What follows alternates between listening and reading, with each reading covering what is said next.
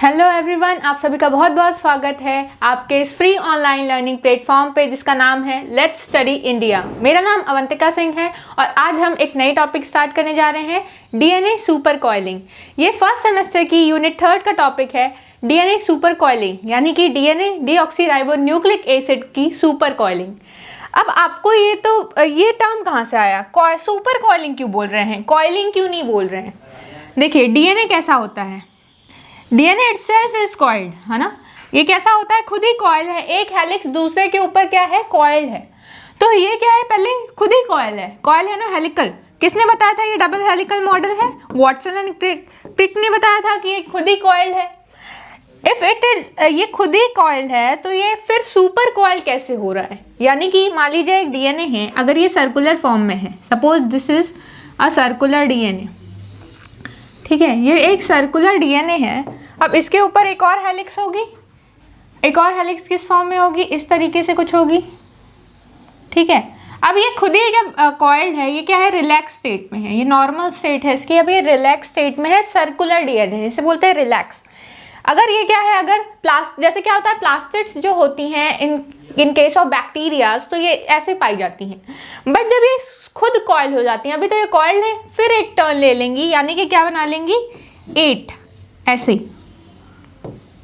ऐसे या फिर ऐसे, तो इसे कहेंगे कॉइल्ड। मतलब यहाँ हो क्या रहा है, ये डीएनए खुद ही कॉइल हो गया। कैसे कॉइल हुआ है, देखिए, ये डीएनए है, पहले खुद ही कॉइल्ड फॉर्म में है, सर्कुलर है।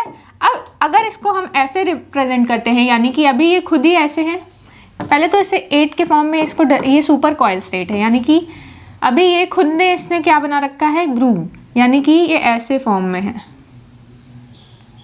ठीक है। ये सर्कुलर ना होके ये कॉइल स्टेट में चला गया है।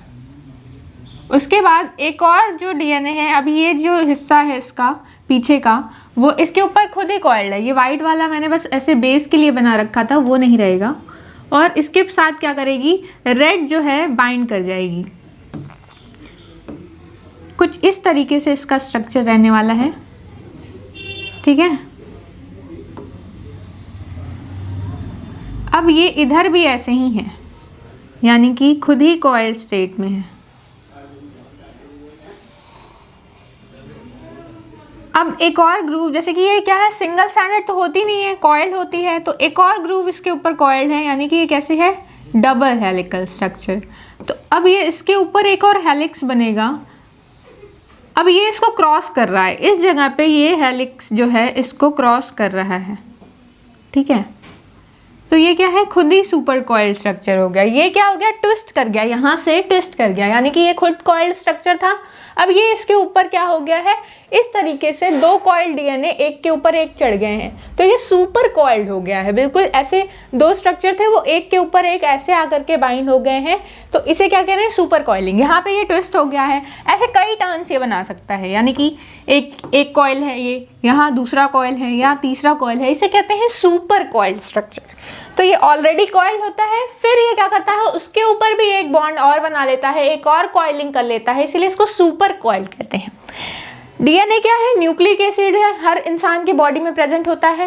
इफ ये हम क्या है दिखा रहे हैं, ये है एक रिलैक्स डीएनए, ये क्या है, अभी सर्कुलर फॉर्म में रिलैक्स डीएनए है। अगर ये क्या होता है, इस फैशन में मूव करता है, राइट हैंडेड, यानी क्लॉकवाइज टर्न लेता है, क्लॉकवाइज फैशन में अगर टर्न करता है, तब इसको क्या कहेंगे, पॉजिटिव कॉइलिंग या फिर क्लॉकवाइज कॉइलिंग। और अगर ये क्या करता है, एंटी क्लॉकवाइज रन करता है, यानी घड़ी की उल्टी डायरेक्शन में मूव करता है, एंटी क्लॉकवाइज रोटेट करता है, तो ये क्या करता है, इसके उल्टे ग्रूव्स ऊपर आ जाते हैं और ये क्या होता है, निगेटिवली कॉइल से बोलते हैं, निगेटिवली कॉइल्ड स्ट्रक्चर या anti clockwise coiled structure. This is the anti clockwise and this is the clockwise. ऐसे ये कॉइल कर लेता है। डीएनए जब कॉइल होता है तो क्यों ये कॉइल होने की इसको जरूरत क्यों पड़ी, ये नॉर्मल स्टेट में रिलैक्स स्टेट में रहता है, ये क्या है, उसका रिलैक्स है। अब कोई भी मॉलिक्यूल हमेशा रिलैक्स स्टेट में ही रहना चाहता है, तो इसको कॉइल क्यों होना पड़ा। जब कोई भी अनवाइंडिंग होती है, जब डीएनए से आरएनए उसकी कॉपी बनती है, तो डीएनए को अनवाइंड होना पड़ता है, यानी खुलना पड़ता है, इसके स्ट्रैंड्स क्या होने शुरू होंगे, unwind. If this is the DNA, और ये क्या होगा, अनवाइंड स्टार्ट, ये अभी क्या है, रिलैक्स स्टेट में है। बट जब ये क्या होगा, इसको खोला जाएगा, यहाँ से क्या होगा, अनवाइंड होगा तभी तो इससे क्या होगा, नेक्स्ट चेन फॉर्म होगी। तो अगर ये यहाँ से ऐसे स्टार्ट हो गया, मतलब यहाँ से खुल गया और दूसरा स्ट्रैंड इसका यहाँ से ऐसे खुल गया, तो ये दो स्ट्रैंड यहाँ से जब खुले, यानी कि यहाँ से जो बॉन्ड है वो इस तरीके से ओपन हो गई, इसकी कॉइलिंग खुल गई, तब क्या होता है, यहाँ टेंशन क्रिएट होता है, स्ट्रेस क्रिएट होता है। अब इस स्ट्रेस को कम करने के लिए ये सुपर कॉइल स्टेट में चला जाता है, इसे ही कहते हैं डीएनए सुपर कॉइलिंग। तो चलिए एक एक करके इसको पढ़ना स्टार्ट करते हैं। पहले हम समझेंगे कि सुपर कॉइलिंग क्या होती है, देन हम पढ़ेंगे कि कितने टाइप्स की सुपर कॉइलिंग होती है और कौन सा एंजाइम ये सुपर कॉइलिंग में हेल्प करता है। पहले डीएनए सुपर कॉइलिंग। तो डीएनए सुपर कॉइलिंग मैंने बता दिया कि ये क्या होती है, coiling of coil. Already DNA coiled है, उसकी भी कॉइलिंग हो जाती है, तो इसीलिए डीएनए सुपर कॉइलिंग को में सुपर कॉइलिंग का टर्म का मतलब ही है कॉइल का कॉइल होना। दो coil already DNA double helical था, उसका भी कॉइल, दो डबल हेलिकल स्ट्रक्चर एक के ऊपर एक क्या कर गए, बाइंड कर गए, तो इसे बोलते हैं डबल हेलिकल, यानी क्या हो गया, ये सुपर कॉइलिंग हो गई। तो इसे ही कहते हैं कॉइलिंग ऑफ कॉइल, कॉइल का कॉइल हो जाना। देन डीएनए सुपर कॉइल में क्या होता है कि ट्विस्टिंग होती है। ट्विस्ट जब होता है तो अगर ज़्यादा ओवर ट्विस्टिंग होती है, इतना टाइट डीएनए पैक हो जाता है कि उसमें ट्विस्टिंग शुरू हो जाती है। जैसे आप एक रस्सी लेकर के उसे मोड़ना स्टार्ट करो, गांठ को दोनों तरफ से ऐसे मोड़ना स्टार्ट करोगे, एक टाइम ऐसा आएगा कि उसमें गांठें बनने लगेंगी, जो रस्सी होगी उसमें मरोड़ आ जाएगी। तो उसी तरीके से यहाँ पे भी क्या होता है, डीएनए कॉइल होते होते हेलिकल स्ट्रक्चर कॉइल होने लगता है, मतलब खुद तो कॉइल था, डबल कॉइल होने लगता है, तो इसी को क्या कहते हैं, सुपर कॉइल। तो यहाँ पे यही लिखा हुआ है कि अपने अराउंड ही ट्विस्ट होने लगेगा। देखिए हेलिकल स्ट्रेस, मतलब जब हम उसको क्या कर रहे हैं, रोटेट कर रहे हैं, हेलिक्स में स्ट्रेस क्रिएट होता है, तो ये खुद ही ट्विस्टिंग अराउंड इटसेल्फ, खुद के ऊपर ही एक और ट्विस्ट क्रिएट कर लेता है, इसे बोलते हैं डीएनए की सुपर कॉइलिंग। देन ये निगेटिव भी हो सकता है और पॉजिटिव भी हो सकता है। निगेटिव जब क्या होगा, एंटी क्लॉकवाइज, और पॉजिटिव जब होगा क्लॉकवाइज मूवमेंट। अभी पढ़ेंगे पॉजिटिव और निगेटिव डिटेल में, अभी आप चिंता मत करिए। फिर यहाँ पे क्या हो रहा है, बता रहा है कि डीएनए जब भी बनता है तो पहले क्या होता है, डीएनए रिलैक्स स्टेट में सर्कुलर फॉर्म में होता है। सर्कुलर फॉर्म से ये क्या करता है, जब ये ट्विस्ट करना स्टार्ट करता है तो या तो हो सकता है कि वो क्या हो, अंडर ट्विस्टिंग हो जाए या ओवर ट्विस्टिंग हो जाए। दोनों ही केस में क्या होगा, या तो ट्विस्ट कम बने या तो ट्विस्ट ज्यादा बने। तो दोनों ही केस में क्या होता है कि ट्विस्टिंग होती है, यानी कि सुपर कॉइल्स का फॉर्मेशन होता है। तो सुपर कॉइल्स का फॉर्मेशन के लिए ये ट्विस्टिंग ही रिस्पॉन्सिबल है, यानी कि जब डीएनए ओपन होना स्टार्ट करता है एक एंड से, और जैसे ही क्या होता है, इसको डीएनए से आरएनए बनाना होता है, टोपो आइसोमरेज आता है और क्या करता है, इसकी कॉपी बनाना स्टार्ट करता है, तो वो क्या होता है, यहीं पे ये हेलिकल स्ट्रक्चर सुपर कॉइल्ड हो जाता है, तो इसे ही बोलते हैं सुपर कॉइलिंग। तो ये रही इसकी डेफिनेशन। देन हम देखते हैं कि क्या होता है एक्चुअल में। यहाँ पे ये स्ट्रक्चर है, this is the normal DNA. Normal DNA है कहाँ है, इंसान की बॉडी के अंदर डीएनए हर मॉलिक्यूल में, हर सेल में पाया जाता है, चाहे वो क्या हो, कोई भी सेल हो, चाहे आरबीसी भी हो, यानी कोई ब्लड सेल हो, चाहे सलाइवा हो, चाहे बाल हो, चाहे नाखून हो, हर जगह डीएनए पाया जाएगा, हर एक सेल में। हमारी बॉडी की हर सेल में डीएनए होता है। तो ये क्या है, एक नॉर्मल डीएनए है। अभी ये कॉइल स्ट्रक्चर नहीं है, नॉर्मल सर्कुलर डीएनए, और देख पा रहे होंगे कि ये हेलिकल स्ट्रक्चर में है, खुद ही ये क्या है, कॉइल्ड है। जब ये कॉइल्ड है, this is the coiled structure है, ये ऐसे कॉइल्ड है, और ऐसा क्या है, ये कॉइल सर्कुलर फॉर्म में कॉइल्ड है, यानी कि ऐसे ऐसे पूरा कॉइल्ड ही है, ठीक है, मतलब ये डबली कॉइल्ड है। तो ये नॉर्मली कॉइल्ड स्ट्रक्चर है, यहाँ से ही ओपन होना शुरू हो रहा है, ओपन होकर के यहीं से क्या बनेगा, आरएनए बनेगा, एक स्ट्रैंड, ये डबल स्ट्रैंडेड से सिंगल स्ट्रैंडेड डीएनए बनने लगे, आरएनए बनने लगेगा डीएनए से। तो जब ये क्या होता है, जब इससे ये खुलता है, यहाँ से ओपन होता है, ये ट्विस्ट कर जाता है, और कुछ इस तरीके से ट्विस्ट करता है कि ये डीएनए का स्ट्रैंड इसके ऊपर आ गया और ये डीएनए के स्ट्रैंड इसके ऊपर आ गया। तो आप देख पा रहे हैं इसको व्हाइट रंग से रिप्रेजेंट किया गया है, ताकि आपको डिफरेंस समझ में आए कि एक स्ट्रक्चर दूसरे के ऊपर क्रॉस कर गया है, ओवरलैप कर गया है, इसी को बोल रहे हैं सुपर कॉइलिंग। ये स्ट्रक्चर है नॉर्मल डीएनए स्ट्रक्चर, जो वाटसन क्रिक ने ऐसे समझाया था। तो ये इस तरीके का स्ट्रक्चर था। ये क्या है, सर्कुलर, मतलब अभी ये क्या है, सर्कुलर फॉर्म में एक बार ऐसे नॉर्मल डीएनए स्ट्रैंड है, वो एक बार उसको क्या कर दिया आपने, एक सिरे को दूसरे सिरे से जोड़ दिया। ये नॉर्मली क्या होता है, एक एंड 5 प्राइम टू 3 प्राइम, और दूसरा होता है 3 प्राइम टू 5 प्राइम। देखिए ये एक स्ट्रैंड है, इसको हम बोलेंगे 5 प्राइम, और ये हो जाएगा दूसरा इसका 3 प्राइम एंड। जब आप बनाते हो उसको तो पहले ही लिख लिया करो ताकि क्या हो, स्ट्रैंड में कंफ्यूजन ना हो। फिर ये स्ट्रैंड होगा, ये होगा 3 प्राइम और ये है 5 प्राइम। अगर आप ये लिख देते हैं कि ये 5 प्राइम है और ये 3 प्राइम लिख देते तो ये गलत हो जाता। आप सोचेंगे ये 5 प्राइम और ये 3 प्राइम है, क्योंकि आप एक पेन से बनाते हो आप कंफ्यूज हो जाते हो। तो पहले एक स्ट्रैंड बनाओ और एक स्ट्रैंड पे एक साइड 5 प्राइम और दूसरे पे 3 प्राइम लिख दो, और फिर दूसरा कॉइल स्ट्रक्चर बनाओ और एक साइड 3 प्राइम और दूसरे साइड 5 प्राइम लिख देते हैं। ठीक है, तो कुछ इस स्ट्रक्चर से क्या होता है, यहाँ पे बेस पेयरिंग होती है, यानी कि एडेनिन, ग्वानिन, साइटोसिन और थाइमिन डीएनए में प्रेजेंट होता है। आरएनए में यही थाइमिन की जगह यूरेसिल प्रेजेंट होता है। यहाँ पे बॉन्ड बनाते हैं, ये किससे बॉन्ड बनाएंगे, ये बॉन्ड बनाएगा अपने अपोजिट पेयर से, यहाँ से, ठीक है। और ये दोनों क्या होते हैं, दोनों बेस पेयर हाइड्रोजन बॉन्डिंग से यहाँ से पेप्टाइड लिंकेज से यहाँ बाइंड होते हैं और फिर हाइड्रोजन बॉन्डिंग करके एक दूसरे से बाइंड रहते हैं। तो ए जो है वो टी से बाइंडेड होता है डबल हाइड्रोजन बॉन्ड से, और जी जो है सी से हमेशा बाइंड करता है ट्रिपल हाइड्रोजन बॉन्ड से। तो ये इसकी स्ट्रक्चरिंग रही। और ये क्या हो गया, अब ये कॉइल स्टेट में चला गया, मतलब ये उसको हमने क्या कर दिया, घुमा के जोड़ दिया, पाइप बना दिया इसका नॉर्मल। तो ये क्या हो गया, सर्कुलर फॉर्म में हो गई।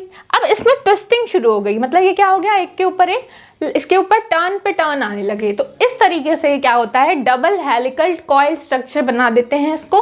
तो इस तरीके से आपको एग्जाम में बनाना होगा सुपर कॉइल डीएनए। देन जब डीएनए कॉइल हो गया तो फिर क्या है, ये नॉर्मल क्या है, ये है रिलैक्स फेज। तो how can you define a relax phase.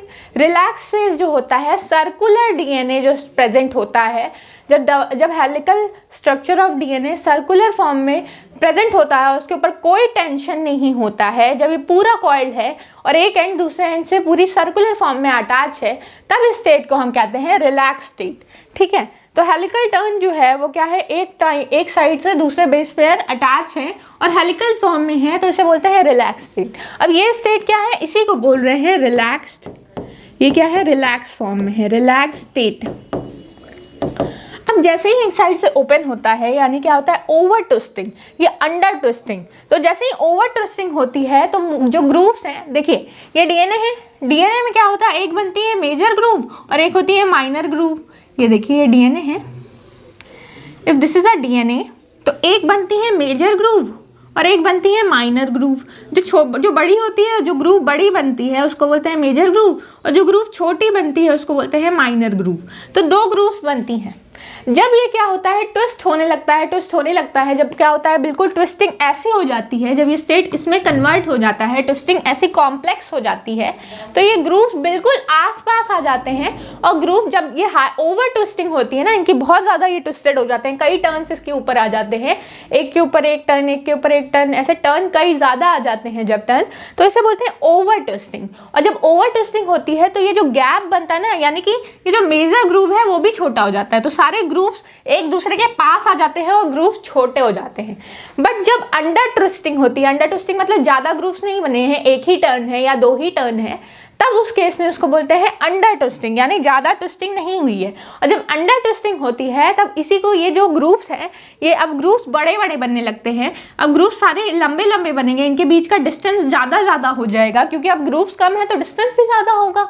तो इस तरीके से इसको क्या बोलते हैं, अंडर ट्विस्टिंग में क्या होता है, ग्रूव्स जो होते हैं वो एक दूसरे से दूर चले जाते हैं। अगर इसको डायग्राम के वे में आप समझना चाहें तो क्या हो रहा है कि अगर ये है अंडर ट्विस्टिंग, एक ही ग्रूव बना है, तो यहाँ पे देख रहे हो कि ग्रूव का जो डिस्टेंस है ये क्या है, ग्रूव एक दूसरे से अपार्ट है। बट मतलब अगर यहाँ पे क्या है, अगर इस केस की बात करते हैं, ये वाला केस है तो आप समझ जाएंगे। एक और है, मान लीजिए ये कॉइल है, this is the structure of super coil, ठीक है, एक और कॉइल बन गई है इसके ऊपर।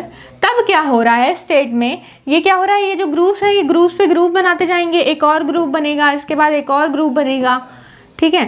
तो इस केस में ये जो ग्रूव्स होते हैं बिल्कुल टाइटली पैक्ड होते हैं, मतलब इन ग्रूव्स के बीच में डिस्टेंस एकदम कम होता जाता है। इस तरीके से ये जो ग्रूव्स हैं ये सारे एकदम कॉम्पैक्ट हो जाते हैं, बिल्कुल ऐसे, ठीक है। मतलब ये इसके ऊपर कॉइल्ड है, ये इसके ऊपर कॉइल्ड है, ऐसे कई कॉइल्स एक के ऊपर एक हैं, तो ये ग्रूव्स जो होते हैं वो छोटे हो जाते हैं, बिल्कुल कॉइल हो जाते हैं। तो यही बताने की कोशिश कर रहा है कि जब केस में क्या होगा, जब ये ज़्यादा ओवर ट्विस्टिंग होगी तो ग्रूव्स पास आ जाए, जब ओवर ट्विस्टिंग होगी तो ग्रूव पास आ जाएंगे, जब अंडर ट्विस्टिंग होगी तो ग्रूव्स खुल के दूर तक फैल जाएंगे, तो ग्रूव्स एक दूसरे के ग्रूव्स में डिस्टेंस जो है वो बढ़ जाएगी। तो यही बताने की कोशिश कर रहा है। फिर एक बात लिखा है कि जब भी हम ये नोटिस करते हैं कि जब भी ट्विस्ट होता है, जब भी ट्विस्ट फॉर्म होता है, ये ट्विस्ट में क्या होता है, एनर्जी चाहिए। ये ट्विस्ट करने के लिए एटीपी सिंथेसिस जरूरी है, और एटीपी कौन देता है, माइटोकॉन्ड्रिया देता है। तो माइटोकॉन्ड्रिया को हमेशा powerhouse of the cell बोलते हैं, तो वहां से ये एटीपी का सिक्रीशन कराता है। एटीपी की जरूरत होती है कॉइलिंग में, इसको एनर्जी चाहिए कॉइल स्ट्रक्चर में चेंज होने के लिए। कभी भी इसको चेंज होना है रिलैक्स स्टेट से कॉइल स्टेट में, तो इसको एनर्जी चाहिए। It needs ATP for super coiling, ठीक है। डीएनए को सुपर कॉइल होने के लिए क्या चाहिए होता है, तो इसको चाहिए होती है एनर्जी। तो ये हमने पढ़ लिया कि अभी क्या सुपर कॉइलिंग क्या होती है। फिर जो अब हम पढ़ेंगे कि जो सुपर कॉइलिंग होती है वो दो तरीके की हो सकती है। जब ये क्या होता है, क्लॉकवाइज मैनर में मूव करता है, तब इसको बोलते हैं पॉजिटिव कॉइलिंग। यानी कि जो कॉइल स्ट्रक्चर है इसमें देख रहे हैं ये वाला टर्न जो है राइट हैंडेड फैशन में ये टर्न है। राइट हैंडेड फैशन कहने का मतलब ये सीधा हाथ, ये जो सीधा हाथ है वो डोमिनेट कर रहा है और क्लॉकवाइज मूवमेंट करा रहा है। क्लॉकवाइज मूवमेंट मतलब ऐसे 12 से 6 फिर 6 से 12, तो ये क्लॉकवाइज मूवमेंट होती है। तो जब क्लॉकवाइज इनका रोटेशन होता है, राइट हैंडेड फैशन में जब रोटेशन होता है तो ये क्या है, राइट हैंडेड फैशन। तो जब राइट हैंड वाला जो ऊपर आ जाएगा, ये वाली लाइन जब हमेशा राइट हैंड वाली ही ऊपर रहेगी इसके बाद भी, तब इसको बोलते हैं राइट हैंडेड फैशन में ये क्या है, टर्न है, तब इसको बोलते हैं पॉजिटिव सुपर कॉइलिंग। यानी कि राइट हैंडेड फैशन में double helical structure right handedly rotated है, यानी क्लॉकवाइज रोटेटेड है, तब इसको बोलते हैं positive super coiling.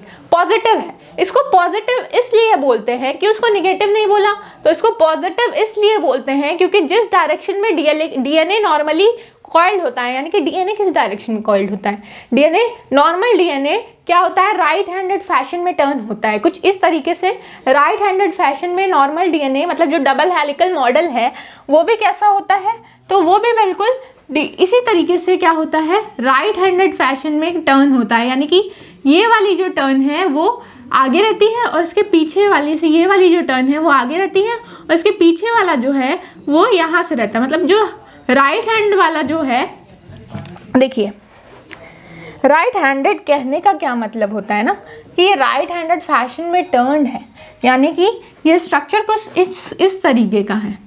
This is the DNA.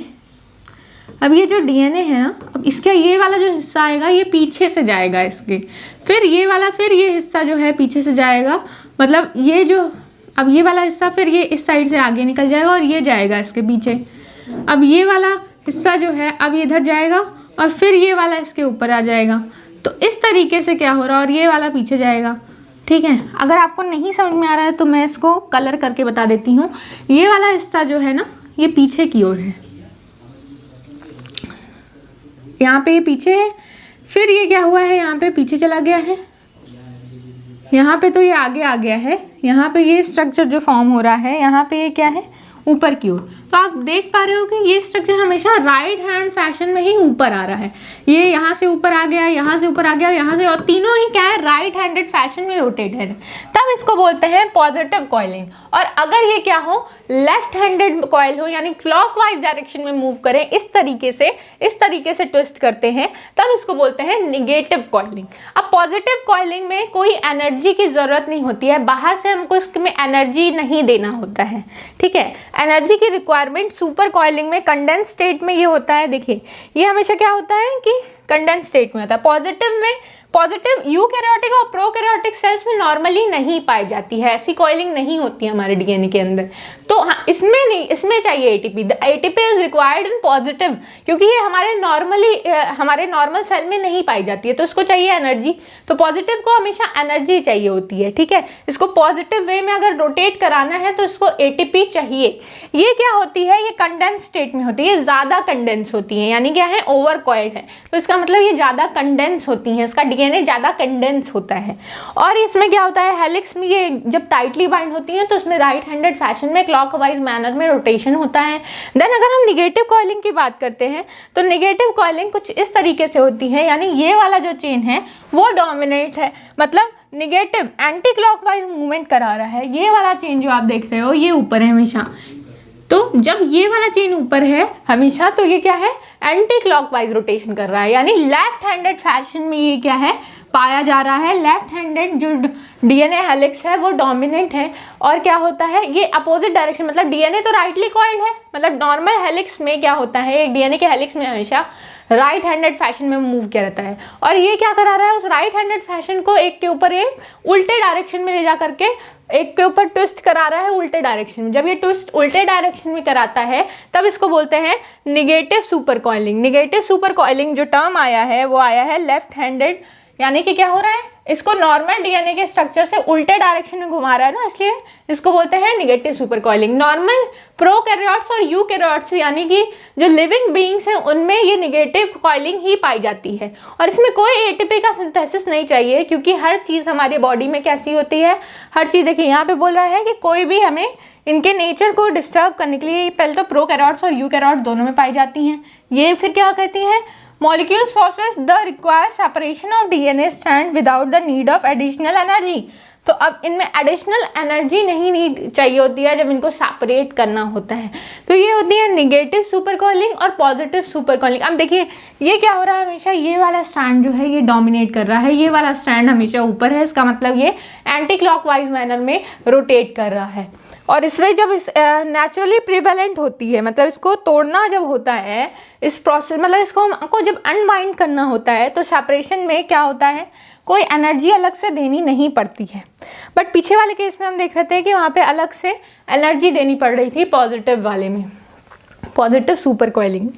Then इस प्रोसेस के दौरान होता क्या है, जब ट्विस्टिंग होती है तो क्यों हो रही है, मतलब एग्जैक्ट रीज़न है, पहले तो इसका रीज़न यही है कि इसको क्या करना है, वाइंडिंग अनवाइंडिंग जो हो रही थी डीएनए की नॉर्मल स्टेट में, तो वहाँ टेंशन क्रिएट हो जा रही थी, तो टेंशन को रिड्यूस करने के लिए यहाँ पे सुपर कॉइलिंग हो रही थी। और जब सुपर कॉइलिंग हो रही थी तो हम देख रहे थे कि जो डीएनए होता है वो एक के ऊपर एक ट्विस्ट करते जा रहा था। तो इस प्रोसेस में सेलुलर इवेंट्स जो होते हैं रेप्लिकेशन के और ट्रांसक्रिप्शन के लिए ये डीएनए के हेल्प करता है। जब भी रेप्लिकेशन होता है, रेप्लिकेशन और ट्रांसक्रिप्शन, तो रेप्लिकेशन मतलब डीएनए की कई कॉपी बनना, डीएनए से डीएनए की कॉपीज बनना, तो उसको बोलते हैं रेप्लिकेशन। तो कई एक सेम डीएनए की कॉपीज तैयार कर रहे हैं तो उसको बोलते हैं रेप्लिकेशन। अब जब डीएनए की कॉपी तैयार करते हैं तो डीएनए को अनवाइंड होना पड़ता है, और डीएनए को जब अनवाइंड होना पड़ता है तो वो क्या होता है, हेलिकल फॉर्म में आ जाता है। तो हेलिकल फॉर्म में ये क्या करते हैं, हेल्प करते हैं रेप्लिकेशन करने में। देन ट्रांसक्रिप्शन, तो ट्रांसक्रिप्शन मतलब होता है कि डीएनए से आरएनए का बनना। जब डीएनए से आरएनए बनता है तब भी वो जो डबल हेलिकल स्ट्रक्चर है उसको खोला जाता है। ये डीएनए की स्ट्रक्चर ऐसे बाइंड है, इसको क्या होगा, अनवाइंड करके ऐसे दो स्ट्रैंड को अलग किया जाता है। जब दो स्ट्रैंड अलग होते हैं तो एक स्ट्रैंड से क्या होता है, आरएनए इसका प्रिपेयर होता है। तो जब जैसे ही अनवाइंडिंग होती है ये क्या आता है, टेंशन में आ जाता है और कॉइल स्ट्रक्चर फॉर्म कर लेता है टेंशन को रिड्यूस करने के लिए। और टेंशन को रिड्यूस करने के लिए जब ये कॉइल स्ट्रक्चर फॉर्मेशन करता है तो वहाँ ट्रांसक्रिप्शन होता है। तो ट्रांसक्रिप्शन इस तरीके से सुपर कॉइल स्ट्रक्चर ट्रांसक्रिप्शन और ट्रांसलेशन में हेल्प करता है। ठीक है, मतलब क्या हो रहा है, सुपर कॉइल स्ट्रक्चर से ट्रांसलेशन, डीएनए की कॉपी, और डीएनए से आरएनए बनने के लिए भी सुपर कॉइल स्टेट जरूरी है। देन क्या होता है कि एक बार डीएनए जब डीएनए जो होता है वो सेपरेट हो जाता है एक दूसरे से, तो जैसे ही ये डीएनए एक दूसरे से सेपरेट होते हैं, जैसे ही यहाँ पे क्या हो रहा है, डीएनए एक दूसरे से सेपरेट हो रहे हैं, तो ट्विस्ट नंबर जो होता है, जैसे सेपरेट हो रहे हैं तो ट्विस्ट नंबर घट जाता है, क्योंकि ये खुल रहा है ना। अभी ये ट्विस्टेड था, एक वाइंड खुली, तो अब जैसे ये ट्विस्ट खुला तो जो ट्विस्ट का नंबर है वो रिड्यूस हो गया, घट गया, ट्विस्ट खुल गए ना, तो ट्विस्ट का नंबर घट जाता है। और क्या होता है, टेंशन क्रिएट होती है। उसके बाद इस टेंशन को रिड्यूस करने के लिए क्या करते हैं, सुपर कॉइल स्ट्रक्चर का फॉर्मेशन करते हैं ताकि टेंशन घट जाए। जैसे ही सुपर कॉइल स्ट्रक्चर में जाते हैं तो क्या होता है, ये इनका टेंशन जो था, ये जो कॉइलिंग खुलने की वजह से जो टेंशन था वो कॉइल होकर के ये टेंशन को रिड्यूस कर लेते हैं, यानी कि अब ये क्या होते हैं, स्टेबल हो जाते हैं, स्टेबिलिटी की ओर चले जाते हैं कॉइल होकर के। कुछ एंजाइम है, जैसे कि बहुत ही इंपॉर्टेंट एंजाइम है टोपोआइसोमरेज, ये स्ट्रेस को हटाने का काम करती है। स्ट्रेस जब भी होता है डीएनए के अंदर, तो उसमें टोपोआइसोमरेज जो एंजाइम है वही काम करती है, वही स्ट्रेस को कम करती है और रिड्यूसिंग द लिंकेज नंबर, और लिंकेज नंबर को ये घटाने का काम करती है। देखिए अभी आगे पढ़ेंगे आप, लिंकेज नंबर क्या होता है। लिंकेज नंबर जो होता है, कितने बार ये डीएनए एक दूसरे से कितनी जगह पे लिंक है, उसी को बोलते हैं लिंकेज नंबर। एक डीएनए है, डीएनए के अंदर कितनी क्वांटिटी वो लिंक्ड है, जैसे कहने का मतलब है एक डीएनए है, suppose this is a DNA, ये क्या है, एक दूसरे के ऊपर लिंक्ड है। और ये एक और डीएनए इसके ऊपर हम क्या करेंगे, बनाएंगे, और ये कितने बार एक दूसरे से लिंक हैं इसको हम देखेंगे। जहाँ जहाँ पे ये डीएनए एक दूसरे से लिंक हो रहे हैं उसी स्टेट को हम क्या बोल देंगे, उसी स्टेट को हम बोल देंगे कि ये क्या है, लिंकेज नंबर है इसकी। अब लिंकेज नंबर किस तरीके से हम दिखाते हैं, हमेशा लिंकेज कितने जगह पे ये जो दो डीएनए हैं वो एक दूसरे से सेपरेटेड नहीं है, मतलब यहाँ पे जुड़ रहे हैं, जहाँ पे जैसे ही जुड़ेंगे उसको क्या बोल देंगे, लिंकेज का एरिया है, ये दोनों यहाँ पे लिंक कर रहे हैं, ठीक है। तो इस तरीके से ये दोनों लिंक हैं।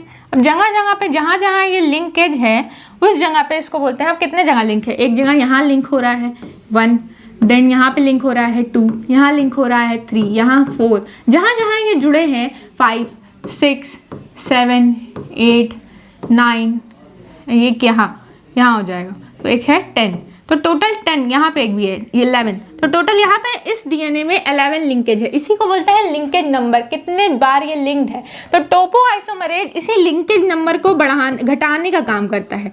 टोपोआइसोमरेज ये एक एंजाइम है जो लिंकेज नंबर को रिड्यूस करने का काम करती है। ये डीएनए अब किसी भी स्टेट में रहेगा, डीएनए किसी भी स्टेट में रहे, चाहे नॉर्मल फॉर्म में है, रिलैक्स स्टेट में है, अब ये क्या फिर है, कॉइल स्टेट में है, तो किसी भी स्टेट में अगर ये डीएनए है तो इसका लिंकेज नंबर जो है ना वो कभी भी चेंज नहीं होता है, it is always constant. Linkage number 11 ही रहेगा। अब ये टर्न भी कर जाएगा ना, ट्विस्ट एंड टर्न, तो भी ये लिंकेज नंबर जो है वो इतने ही रहने वाले हैं। ये हेलिक्स तो नहीं टूट जाएगी ना, उसके हेलिक्स जहाँ से क्रॉस किया डीएनए की, उसके ट्विस्ट एंड टर्न करने से हेलिक्स तो टूट नहीं जाएगी, बट इस हेलिक्स को तोड़ने का काम कौन करता है, टोपोआइसोमरेज। आगे हम लोग पढ़ेंगे कि कैसे ये काम करता है। अभी के लिए जान लेते हैं कि टोपोआइसोमरेज इस लिंकेज नंबर को कम करने का, रिड्यूस करने का काम करते हैं। देन हम पढ़ेंगे कि इस लूप्स के बारे में एक मैथमेटिकल इक्वेशन दी गई। ये लूप्स हैं, इसमें लिंकेज नंबर कैसे हम निकाल सकते हैं, ट्विस्ट नंबर कितने हैं वो कैसे निकाल सकते हैं, उसके लिए एक मैथमेटिकल इक्वेशन दी गई। फिर से साइंस में आ गया हमारा मैथ। लिंकेज नंबर क्या होता है कि एक डीएनए दूसरे डीएनए से कितने बार लिंक्ड है, यानी 2 हेलिकल स्ट्रक्चर है वो कितने बार लिंक है। Suppose this is the formula here, ये फॉर्मूला यहाँ पे यूज हो रहा है। इस फॉर्मूले में ये क्या है, LK is the linkage number. LK मतलब लिंकेज, और लिंकेज नंबर कितना है वो रिप्रेजेंट कर रहा है। अगर ये क्या है, एक डीएनए है, दिस इज द डीएनए, ये डीएनए है, यहाँ पे एक ये स्ट्रक्चर फॉर्म हो रहा है, यहाँ एक स्ट्रक्चर हो रहा है, इसी को हम बोल रहे हैं लिंकेज नंबर। जहाँ पे ये डीएनए इस डीएनए से लिंक कर रही है, ये डीएनए एक डीएनए दूसरे के ऊपर जहाँ पे क्रॉस ओवर करती है, इसी को बोलते हैं linkage number. Then twist number, तो कितने बार ये जो लिंक है यही ट्विस्ट नंबर भी यही है। अब आप कहोगे मैम जितने बार लिंकेज है उतने बार ही तो ट्विस्ट भी होगा, तो हाँ, जितने बार लिंकेज होती है उतने बार ट्विस्ट भी होता है। These are the similar things, ठीक है। ट्विस्ट नंबर, कितने बार वो डीएनए ट्विस्ट हो रहा है, ये ट्विस्ट है। अब एक और ट्विस्ट होता यहाँ पे, तो ये क्या हो जाता है, ये 3 और ये 4, तो ये ट्विस्ट नंबर भी उतना ही और लिंकेज नंबर भी उतना ही है। रित क्या होती है, अब ये जैसे सर्कुलर स्ट्रक्चर है वो कितने बार एक के ऊपर एक रोटेट कर रहा है, ये है हमारा ट्विस्ट नंबर। कितना सेंटर एक्सिस, कितना सेंट्रल एक्सिस, ये क्या है, सेंट्रल एक्सिस है ना 2 डीएनए की, तो ये कितना सेंट्रल एक्सिस क्या कर रहा है, क्रिएट कर रहा है। अब ये खुद ही डबल स्टैंडर्ड है और कितने बार ये लूप बना लिया, यानी कि ये देखिए अब ये डीएनए खुद एक के ऊपर, ये है हमारा टर्नओवर नंबर या यही है लिंकेज नंबर, ये है लिंकेज नंबर या इसी को क्या बोलेंगे, ट्विस्ट नंबर। ये देखिए ये कितने बार एक दूसरे के ऊपर एक ट्विस्ट हो रहा है, बट ये सेंटर में जहाँ पे एक दूसरे के ऊपर ये क्रॉस हो रहा है, ये एक के ऊपर एक क्रॉस हो रहा है, एक के ऊपर एक क्रॉस हो रहा है, या जितने बार ये क्रॉस हो रहा है एक के ऊपर एक, इसी क्रॉस को हम बोलते हैं रित, ठीक है। तो ये होती है रित, कितने नंबर कितने ग्रुप्स इसमें फॉर्म हो रहे हैं उसी को हम बोलते हैं रित, ठीक है। तो अब ये फॉर्मूले को हम क्या रिप्रेजेंट करते हैं, लिंकेज नंबर। अब जैसे सपोज करिए कि एक डीएनए था और ये एक डीएनए था। अब मान लीजिए इस डीएनए के अंदर जो ट्विस्ट थी टोटल, वो ट्विस्ट कितनी थी, 9, ठीक है। अब ये जो लिंकेज कितनी थी टोटल, मान लीजिए इसके अंदर पूरी जो लिंकेज हमने गिनी थी वो थी 9। तो linkage number is always constant, linkage number हमेशा फिक्स रहता है, कभी भी चेंज नहीं होता है। कुछ केस में टोपोआइसोमरेज इसको चेंज कर देते हैं, वो हम पढ़ेंगे आगे कैसे चेंज कर देते हैं। तो दिस इज द 9। अब यहाँ पे ट्विस्ट नंबर जो है, अब यहाँ पे क्या होगा, अनवाइंडिंग होगी। ये डीएनए में जैसे ही यहाँ पे अनवाइंडिंग होगी, देखिए ये स्ट्रक्चर ऐसे खुल जाता है ना, जब भी इसका क्या होता है, इसकी रेप्लिकेशन स्टार्ट करते हैं। जैसे ही इसमें क्या होती है, अनवाइंडिंग होनी स्टार्ट होती है, तो ये डीएनए क्या करता है, ओपन हो जाता है। जैसे ही ये डीएनए यहाँ पे ओपन खोल दिया गया है, यहाँ पे जैसे ही खुला है, ये क्या करता है, ऐसे ट्विस्ट फॉर्म कर लेता है, ट्विस्ट के फॉर्म में आ जाता है। जैसे ही ट्विस्ट के फॉर्म में आता है, अब क्या हो रहा है, यहाँ से एक हेलिकल स्ट्रक्चर खुल गया, ट्विस्ट नंबर खुल गया।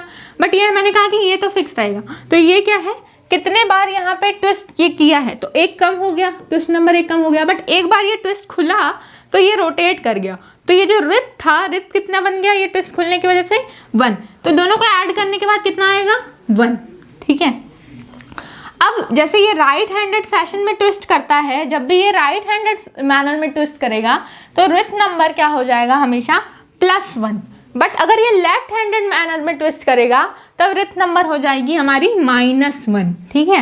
जब भी ये लेफ्ट हैंडेड कॉइलिंग करता है, यानी निगेटिव कॉइलिंग करता है, तो रिथ हो जाती है -1 या -2, जितने बार भी उसने कॉइल किया हो। जैसे एक बार क्या किया, कॉइल किया, या दूसरी बार कॉइल किया, या तीसरी बार किया, 3 बार अगर कॉइल कर गया है यहाँ, यहाँ और यहाँ, तो ये -3 हो जाएगा, दिस विल बिकम -3। और अगर क्या हो रहा है कि ये राइट हैंडर मैनर में, ये क्या होता, राइट हैंडर मैनर में कॉइल होता, तो ये हो जाता +3। ठीक है। तो रिथ नंबर डिपेंड करता है कि किस डायरेक्शन में ये क्या है, ट्विस्टेड है। अब ये ट्विस्टेड नंबर क्या हो गया, ये ऐड करने पे आ गया यहाँ पे +1। अगर क्या होता है, 2 ट्विस्ट खुलता, अगर ये क्या होता है, 2 बैंड इसके खुल जाते, जैसे यहाँ तो एक ही खुला था, अब इसका क्या हो रहा है, 2 बैंड अगर खुल रहे हैं एक डीएनए के अंदर, तो ये क्या करेगा, अब 2 ट्विस्ट बना लेगा। इसका मतलब इसको लिंकेज नंबर कांस्टेंट रखना है। इसका मतलब 2 ये खुले तो कितना हो गया, 9 से 7 हो गया, 2 खुल गए तो। जैसे ही ये ट्विस्ट नंबर 2 खुल गए तो ये हो गया 7। और ट्विस्ट कितने हो जाएंगे, ये पहले 1 हो रहा था, अब 2 ट्विस्ट हो जाएंगे, यानी क्या हो जाएगा, 2 बार ये ट्विस्ट हो जाएगा। जैसे ही ये 2 बार ट्विस्ट होगा ना, तो ये क्या होगा, अब जितने जैसे 2 बार ट्विस्ट हो गया, तो यहाँ पे ये नंबर कितना हो जाएगा, 2, और 7 + 2 कितना हो जाएगा, तुरंत 9।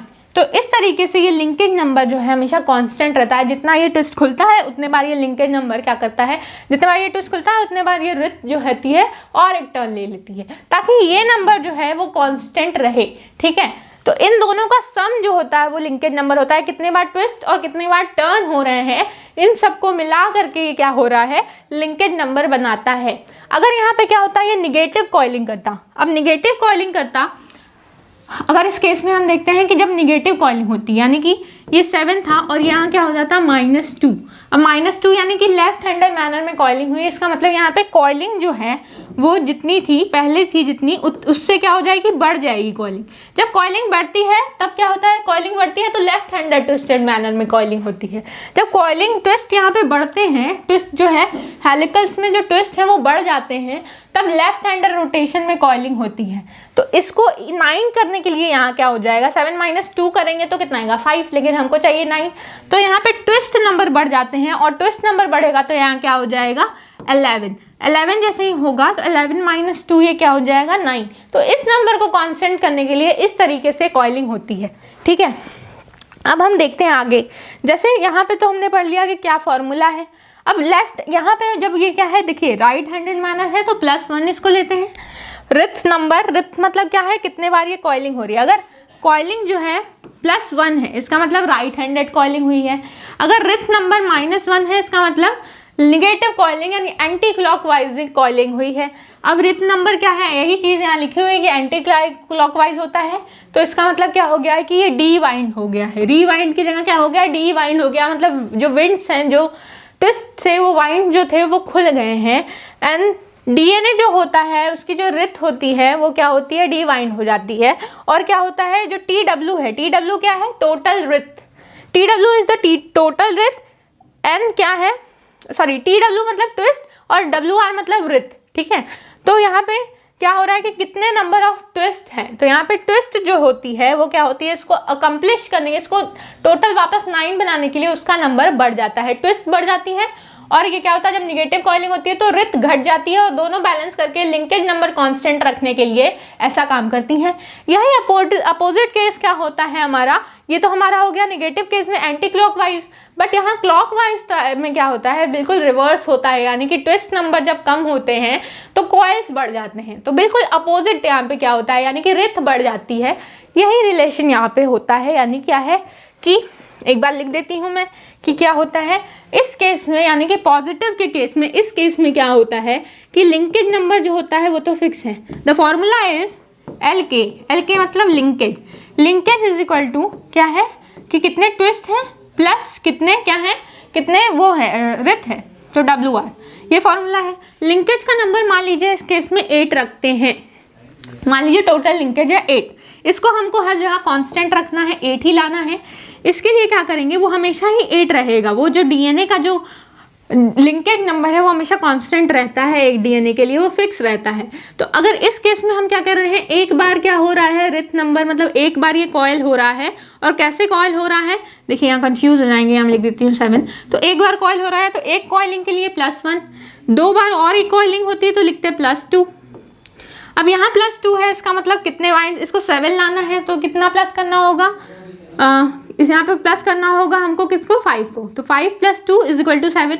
अब इस केस में क्या होगा, -1 या -2, अगर यही कॉइलिंग जो हुई है वो लेफ्ट हैंडेड मैनर में यहाँ एंटी क्लॉकवाइज कॉइलिंग होती तो क्या होता है, यहाँ -2 हो जाता, और -2 जब होता तो यहाँ क्या अपना होता 10, ठीक है। तो इस नंबर को लाने के लिए यहाँ पे देखिए 7 लाना था ना, 7 लाने के लिए यहाँ पे क्या करेंगे कि किससे माइनस कर देंगे हम इसको, 9 से। तो इस तरीके से ये नंबर काम करते हैं, ठीक है, ताकि लिंकेज नंबर हमेशा कांस्टेंट रहे। बट हम अगर बात करते हैं हमारा टोपोआइसोमरेज, ये लिंकेज नंबर को कम कर देता है। लिंकेज नंबर जो हमारा अभी तक जो फिक्स था उस DNA के लिए, पर्टिकुलर DNA के लिए, वो अब क्या होगा, इसको ये क्या कर देते हैं, डिस्टर्ब कर देते हैं, लिंकेज नंबर को ही ब्रेक कर देते हैं। कौन, DNA topoisomerase. DNA topoisomerase is an enzyme, ये क्या है, एक एंजाइम है जो क्या करती है, एंजाइम में हर सेल्स के अंदर पाई जाती है और DNA पैक करती है। DNA पैक करके क्या करती है, उसकी सुपर कॉइलिंग को अनवाइंड कर देती है, और या तो वाइंड कर देगी, ज़्यादा वाइंड बढ़ा देगी, या तो अनवाइंड कर देगी।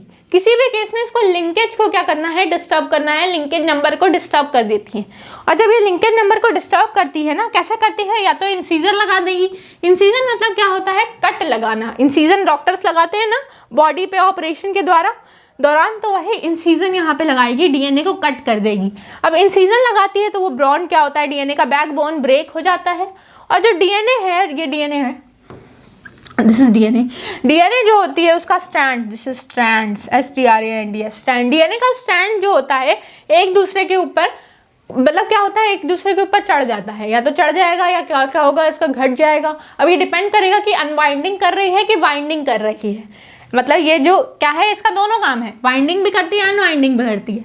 तो ये डिपेंड करेगा कि अनवाइंडिंग कर रही है कि वाइंडिंग कर रही है, उस पर ट्विस्ट और टर्न वेरी करेंगे। बट यहाँ पे हमको ये चीज़ ध्यान रखनी है, देखिए अगर लिंकेज नंबर इस केस में मान लीजिए फिक्स था कि 9 था, तो उसको लाने के लिए हम क्या कर रहे थे, 7 + 2 कर रहे थे।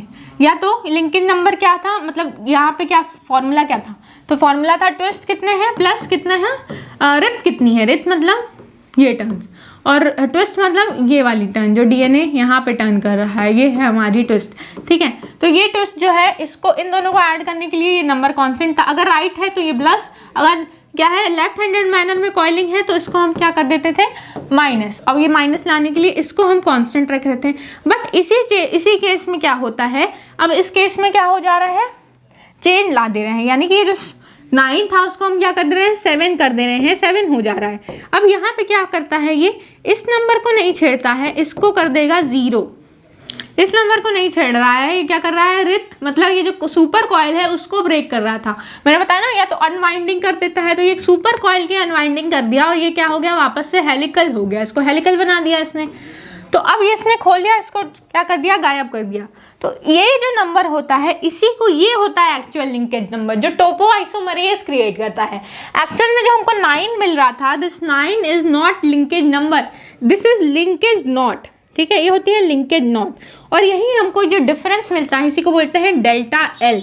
डेल्टा एल कुछ नहीं होता है, बस डिफरेंस होता है। डेल्टा मतलब क्या, डिफरेंस, कितना डिफरेंस है, तो ये क्या है, L, this is L and this is L not. और जितना चेंज आया है तो मतलब L माइनस एल नॉट, यानी कि L की वैल्यू पहले क्या थी 9 और अब कितनी हो गई है 7, किसकी वजह से, टोपोआइसोमरेज की।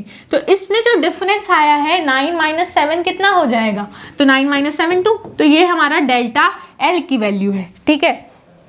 तो ये होता है ऐसे डीएनए टोपोआइसोमरेज इसको डिस्टर्ब करता है, लिंकेज नंबर को चेंज कर देता है। देन दे डू ये ऐसा कैसे करते हैं, इंसिजन लगा करके। अब ये दो ग्रुप में बेस्ड, मतलब दो तरीके के होते हैं, या तो ये एक डीएनए को अनवाइंड करेगा या तो दो डीएनए को अनवाइंड करेगा। जैसे इस केस में हम बात करते हैं, यहाँ पे अगर वन स्ट्रैंड के डीएनए के एक स्ट्रैंड के साथ छेड़छाड़ कर रहा है तो वो क्या है, वन स्ट्रैंडेड टोपोआइसोमरेज को डिस्टर्ब कर रहा है। यानी क्या है, this is the DNA. DNA कैसा है, ऐसा है,